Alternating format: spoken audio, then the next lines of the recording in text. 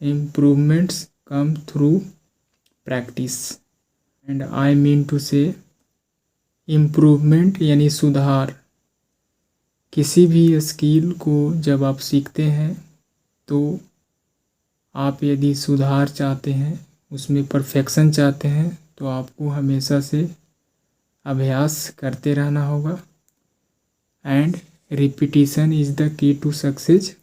बार बार किसी एक ही कंटेंट को दोहराते रहना, ऐसा करने से आपकी स्किल में निखार आएगी, आपकी स्किल में इम्प्रूवमेंट और सुधार होगी।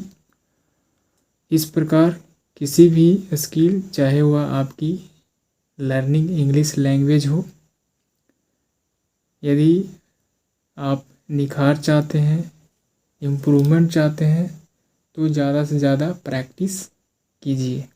Hello my dear learners, welcome to this channel. I have brought a new interesting story, that is moral story for you. Keep enjoying this story. Let's translate into Hindi. First of all, the title name of this story, The Love-Struck Lion। एक ऐसा शेर जो प्यार में डूबा हुआ हो।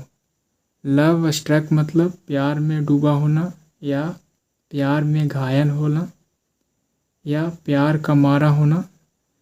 एक ऐसा शेर जो प्यार में पड़ गया। So this is the meaning of this title.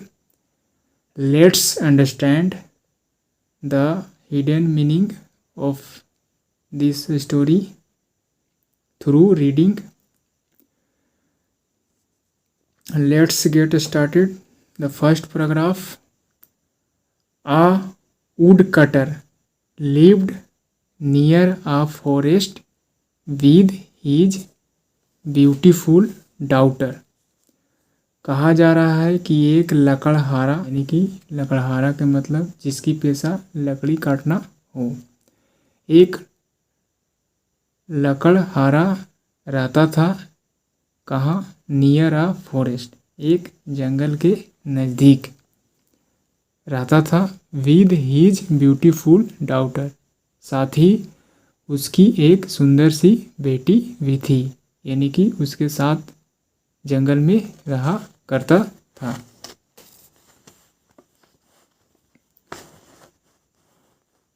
One day, एक दिन, ही टूक हीज डाउटर, एक दिन क्या हुआ, उसने क्या किया, ले गया। टेक मतलब ले जाना, यहाँ पर second form of verb take का, यानी कि ले गया। हीज अपनी बेटी को, डाउटर विद हिम, यानी कि एक दिन क्या हुआ कि अपने साथ अपनी बेटी को ले गया। टू हेल्प हिम, यानी कि मदद करने के लिए, यानी कि खुद की बेटी के द्वारा मदद करने के लिए। किस कार्य के लिए? चॉप सम वुड, कुछ लकड़ियों को काटने के हेल्प करने के लिए अपनी बेटी को साथ में ले गया। सडनली, अचानक से, आ लायन केम देयर, अचानक से एक शेर वहाँ आया। ही सा द डाउटर, और शेर जो वहाँ आया था उसने देखा उसकी बेटी को।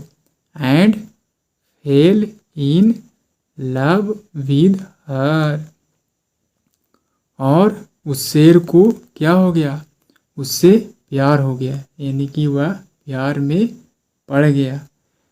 फॉल का सेकंड फॉर्म फेल होता है, यानी कि फॉल इन लव मतलब प्यार में पड़ जाना, प्यार हो जाना।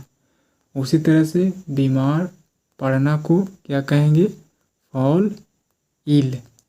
Next, he wished to marry her, और उस शेर ने क्या कहा, उस शेर ने इच्छा की, यानी कि उसने चाहा, मैरी यानी कि विवाह करने के लिए उसकी बेटी से, उस लकड़हारे की बेटी से उसने इच्छा जाहिर की, यानी कि he wished to marry her, उसने उससे शादी करने की सोचा, यानी विश मतलब इच्छा होना। सो इसलिए द नेक्स्ट डे अगले ही दिन the lion went to the wood cutter's house, अगले दिन शेर गया कहाँ, उस लकड़हारे के घर, एंड सैड और कहा, I would like to marry your daughter, यानी कि मैं चाहूँगा तुम्हारी बेटी से शादी करना, यानी मैं तुम्हारी बेटी से शादी करना चाहूँगा। ऐसा आई वुड लाइक टू का मतलब चाहूँगा, चाहूँगी, इस तरह का सेंस आता है। Hindi sentence, Hindi meaning, I would like to dance with you, मैं आपके साथ डांस करना चाहूँगा। So this is the meaning.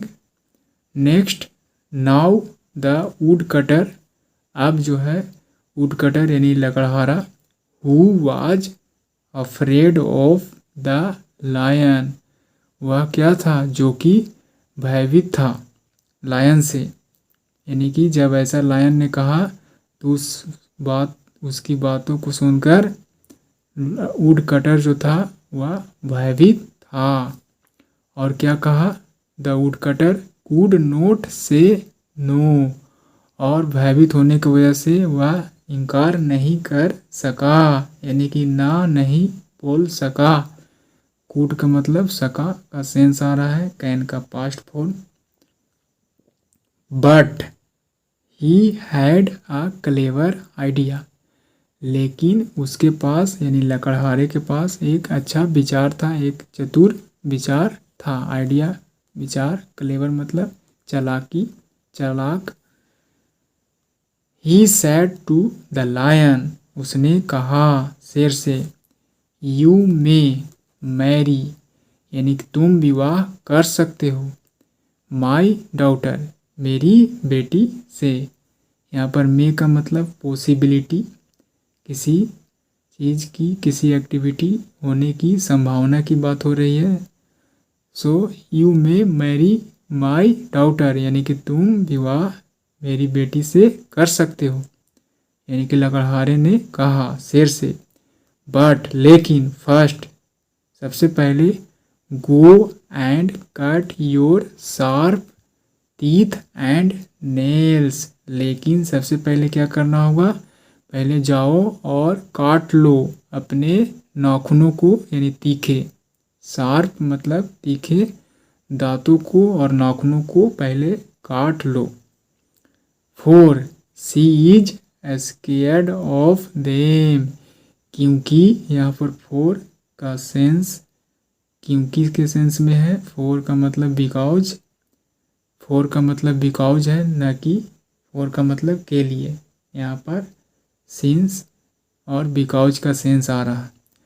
क्योंकि उसकी बेटी के लिए सी, क्योंकि वह उनसे, क्योंकि वह उससे डरती है, यानी कि उसकी बेटी जो है से स्केयर्ड ऑफ देम, उन नाखूनों और दांतों से क्या करती है, डरती है। द लायन रस्ड ऑफ, शेर तुरंत से वहाँ से तेजी से भागा, किस लिए, मतलब नाखून को कटवाने के लिए। विद इन नो टाइम, बिना समय लिए, इन सेकेंड, मिनटों में, इन सेकेंड, बिना समय लिए, विद इन नो टाइम, यानी कि बिना समय लिए, ही got his nails and teeth काट, उसने क्या किया, तुरंत गया, रस्ट ऑफ तुरंत गया, और उसने अपने नाखूनों को और दांतों को क्या करवा लिया, तीखे नाखूनों दांतों को कटवा लिया। गोट कट, यहाँ पर कजेटिव सेंटेंस है, जैसा कि मैंने अपना बाल कटवाया। आई गोट माई हेयर कट। कट का थर्ड फॉर्म कट ही होता है, क्योंकि गेट के बाद एडजेक्टिव वर्ब के रूप में ही थ्री का इस्तेमाल किया जाता है। So this is the meaning, he got his nails and teeth cut, यानी कि शेर ने यानी उसने अपना नाखून और दांत को कटवा लिया। यहाँ पर गेट का second form got. When the wood cutter, जब लकड़हारा सा देखा द लायन, यानी कि शेर को कैसा देखा, without his sharp teeth and nails, यानी कि बिना, विदाउट मने के बिना, उसकी तीखे दांत और नाखून जो है से उसके पास नहीं थे, यानी कि वह कटवा लिया था और उसकी इस कंडीशन में लकड़हारा ने देखा। He was no longer afraid of him, अब ऐसा देखने के बाद वह क्या कहा कि अब पहले से जैसा डर नहीं रहा, यानी कि अब भयभीत नहीं था उस शेर को देखकर, क्योंकि उसके तीखे दांत और नाखून काट लिए गए थे। इसीलिए वह नो लॉन्गर, यानी कि अब वह डर पहले जैसा नहीं रहा। ही बीट द फुलिश लायन, इसलिए इस तरह से उस फुलिश यानी कि मूर्ख शेर को हराया और पीटा। एंड ड्रोव हिम अवे, यहाँ पर ड्राइव अवे के मतलब खदेड़ देना यानी भगा देना। इस तरह से ड्रोव यानी कि सेकंड फॉर्म अवे, वहाँ से उसे खदेड़ दिया गया, उसे पीटा गया। सो this is the story I finished. You can see the picture. In this picture, lion and woodcutter and his daughter. So what is the moral of this story? The moral